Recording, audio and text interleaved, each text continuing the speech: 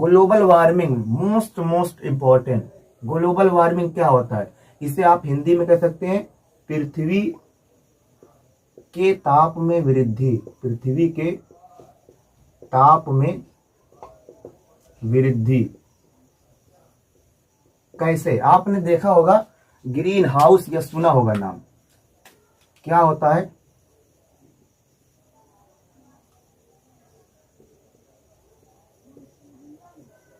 Green house. ठीक, green house देखिए ऐसे एक पूरा ऐसे पूरा पैक कर लिया जाता है, पूरा क्षेत्र शीशे से पैक कर लिया जाता है। उसमें अपने मन मुताबिक आप जैसा चाहे मन चाहा टेम्परेचर, जैसे आपको गेहूं बोना है, गेहूं बोने के लिए आपके पास 11 से 18 डिग्री सेल्सियस टेम्परेचर होना चाहिए। इसके अंदर हमने गर्मी में जी 18 डिग्री टेम्परेचर कर दिया। गर्मी में 31-32 रहता है, इसमें 18 डिग्री टेम्परेचर कर दिया। ठीक, तो इससे तमाम गैसें निकलती हैं, कार्बन डाइऑक्साइड, नाइट्रस ऑक्साइड, ये तमाम गैसें निकलती हैं जो इस वातावरण में फैलती हैं, इस वातावरण में फैलती हैं।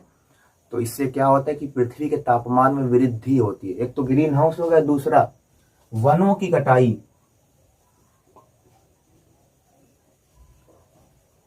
वनों की कटाई, भाई पेड़ पौधे भी तो ईश्वर ने बनाए हैं, ईश्वर ने बनाए हैं पेड़ पौधे, तो ये भी एक प्रकार के खुद आप अपने आप को देख लिया, आप अपने आप से बन गए नहीं, आपको भी ईश्वर ने बनाए। तो पेड़ पौधों की कटाई के कारण भी पृथ्वी के तापमान में वृद्धि होती है। क्यों? क्योंकि यही वन तो ही हैं जो वर्षा करवाते हैं। जब वन ही नहीं रहेंगे तो वर्षा कहां से होगी? जो वर्षा नहीं होगी तो पृथ्वी के तापमान में वृद्धि होगी कि नहीं? तो ग्लोबल वार्मिंग क्या है? ग्लोबल वार्मिंग पृथ्वी के तापमान में वृद्धि ही क्या कहलाती है? Global warming. और ये ग्लोबल वार्मिंग की ही वजह से एक दिन इस धरती पर प्रलय और कयामत, जिसे उर्दू में कहा जाता है, वो आई, कयामत प्रलय। कैसे?